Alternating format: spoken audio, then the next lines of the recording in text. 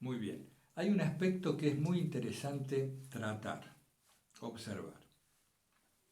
¿Por qué razón, cuando uno se sienta a orar en silencio, o cuando se busca una meditación silenciosa de tipo contemplativo, cuando se trata de aquietar el cuerpo, por qué razón ocurre que esto se hace tan difícil?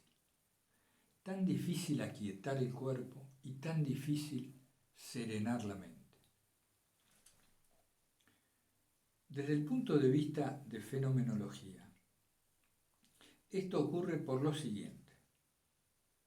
El cuerpo y la mente inscripta en él consideran que la ausencia de estímulos es peligro.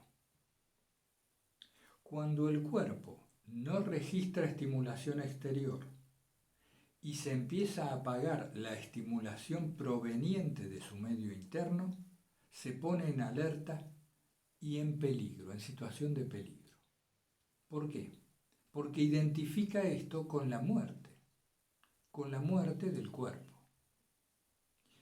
Como les decía antes, está buscando permanentemente un equilibrio entre ambos medios, el exterior y el interior al cuerpo. Cuando no detecta estímulos fuera, se empieza a preocupar. Y cuando no detecta estímulos adentro, se preocupa aún más. Este organismo, ¿no? Esta intelequia. Recuerden que estamos haciendo todo esto como un modo de comprensión. Es un modo de organizar nuestras percepciones. En cambio, cuando hay algún tipo de estimulación por fuera y algún movimiento interno, este organismo se contenta, dice, está bien, tengo con qué medir. Es como si fuera un gran sensor que está atento a la supervivencia. Si tengo cosas que medir, está todo bien. Por eso, en situaciones de supresión sensorial, cuando uno se va al desierto, cuando uno se va a un retiro de silencio, como hacían los filócalos que permanecían en sus celdas en absoluta soledad y reclusión. Por eso aumentaba tanto la estimulación interior. Por eso los atacaban los demonios del aire, los logismoi, pensamientos que antes no ocurrían, allí sí aparecían. Porque la mente empezaba a alimentar al cuerpo de algún tipo de estimulación para continuar esta dinámica, para que se pudiera seguir ejerciendo esta labor de búsqueda de equilibrio. Es fácil entender entonces por qué cuando buscamos el silencio y cuando ese silencio no solo es exterior, sino que se empieza a silenciar nuestra mente, empezamos a ir hacia las profundidades del alma. Es fácil entender por qué vienen esos ataques de inquietud, de agitación y de ansiedad. Porque la mecánica, la programación del organismo está diseñada en contrario, al revés. Esto tiene sus motivos biológicos, todo encuentra su sentido dentro del plan de la creación. Pero quienes buscamos otra profundidad, quienes buscamos ir hacia las regiones de lo no conceptual, como decía la vía apofática, ¿verdad? El pseudo Dionisio. Cuando buscamos un encuentro con un silencio innombrable, que no depende de las ideas, ahí tenemos una rebelión tremenda de toda la maquinaria. Para eso estamos acá, para tratar de aprender un poco de estas cuestiones, que al menos a mí me han sido muy útiles según me las han transmitido en su momento. Es como, yo acá tomé unas notas, es como un niño caprichoso. ¿Vieron un niño pequeño caprichoso? Si uno no le da lo que quiere, en este caso es estímulos, si uno no le da estímulos, al cuerpo si no le damos sustancias, si no le damos intensidad en la vida, emociones, pensamientos diversos, movimiento. Si al cuerpo y a la mente no se le da esto, empieza a comportarse como un niño caprichoso, se rebela. Entonces, ¿qué hace? Rompe el juguete. ¿Vieron? Le compramos un juguete y lo tira al piso, lo pisa, lo rompe. En rebelión, se enoja, reclama y nos hace difíciles las cosas. Se pone a gritar, a romper cosas. Y uno, no niño, no hagas eso. Y es al revés. Muchas veces tratamos a nuestro cuerpo equivocadamente. No hagas esto, cálmate, quédate quieto. ¿Y qué pasa? El niño hace lo opuesto. Por eso suele decirse que no hay que luchar de frente contra los vicios, contra los pensamientos, contra las agitaciones diversas. No hay que ir de frente, hay que ser inteligentes. Quizá otro ejemplo es darle un hueso al perro para que se quede tranquilo y nosotros podamos hacer lo nuestro. Cuando decimos nosotros podamos hacer lo nuestro, ¿qué decimos? En principio, el testigo, aquel que ve, ese que mira, que se da cuenta con toda conciencia de los múltiples movimientos del cuerpo y de la mente que no están surgiendo de ninguna voluntad, que están ocurriendo como ocurre la lluvia, la salida del sol, el auto que pasa por la calle. Esto es fundamental. Los que ya estuvieron el año pasado en el curso dirán otra vez con lo mismo. Pero realmente esto necesita ser incorporado como experiencia personal.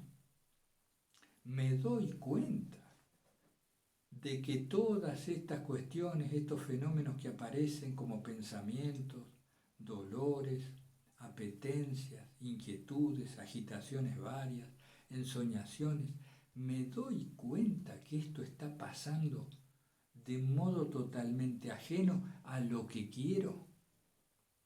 Si me doy cuenta, tengo un gran paso adelante. Y cuando digo ajenas a lo que quiero, ¿quién quiere? ¿Quién quiere otra cosa? Este que está consciente de lo que ocurre, que está observando, que está discurriendo, que se da cuenta que está testificando una serie de percepciones. Siempre verán que digo en principio, en principio. ¿Por qué? Porque estas cuestiones se pueden profundizar mucho más. Entonces, cuando decimos en principio las cosas son así, es para ir avanzando en distintas etapas de comprensión y de planteamiento de estas cuestiones. ¿Qué otra cosa? El niño caprichoso, el hueso al perro. Hay un tema con la atención. La atención es quizá la palabra más importante, tanto en el curso de filocalía como en el curso de fenomenología.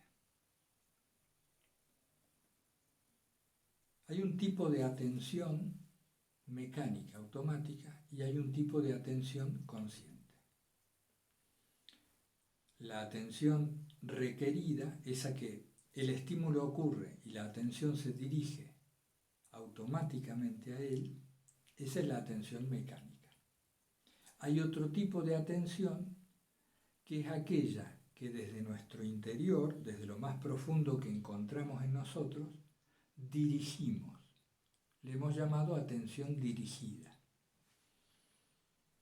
Esto tiene su importancia porque resulta, amigas y amigos, que el mundo en que vivimos, tanto el llamado exterior como el mundo interior, el mundo que vivimos, en otras palabras, nuestra propia realidad depende de la atención, de hacia dónde apliquemos nuestra atención.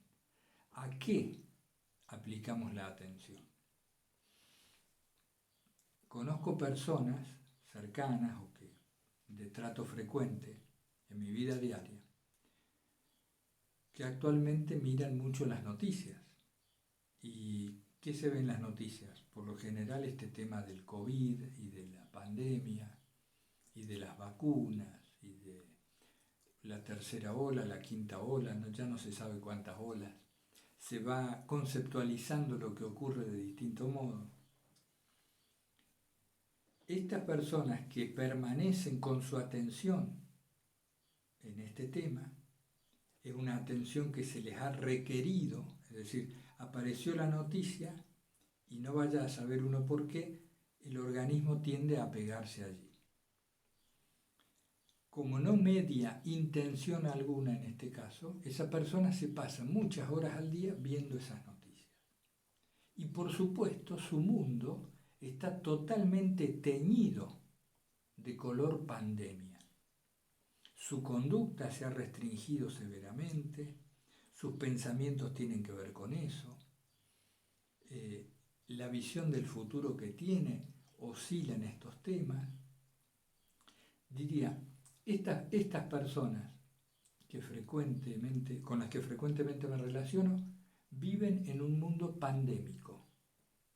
Incluso a veces me comentan cosas de las que yo no tengo ni idea, porque mi mundo no está teñido de pandemia. Está más en otras cuestiones. Estoy en el curso de filocalía, que si este escrito está bien o está mal, que les mandé un escrito que no está corregido, dicho sea de paso. El escrito que les mandé anoche, yo creí que estaba corregido y no. Me confundí y toqué otro del escritorio. Así que junto con el vídeo les voy a mandar el escrito corregido. Mi mundo está más constituido por estas otras cosas. Y así el de ustedes, con su familia, con esto, con aquello. Entonces, ¿hacia dónde va mi atención? Constituye el mundo en que vivo. Fíjense qué importante. Todos no vivimos en el mismo mundo. Nadie vive en el mismo mundo. Vivimos en un mundo particular, significativamente cargado por nuestra propia biografía, y de ello depende, si somos mecánicos, hacia dónde va la atención. Si tratamos de ser más intencionales, por decirlo así, podemos tomar esta facultad de la atención y orientarla en temáticas, en regiones que sean de mayor utilidad al propósito de nuestra vida. Y esto va a dibujar un mundo diferente. No necesariamente hay que atender a lo que se supone que hay que atender. Por ejemplo, este tema de la pandemia, estas cuestiones. Un mínimo imprescindible, sí, sin duda, para manejarnos en relación social, para hacer lo que nos parece correcto. Pero si verdaderamente nos interesa la interiorización, tenemos que aprender a ver cómo dirigir la atención hacia temas que nos sirvan a ese fin propuesto.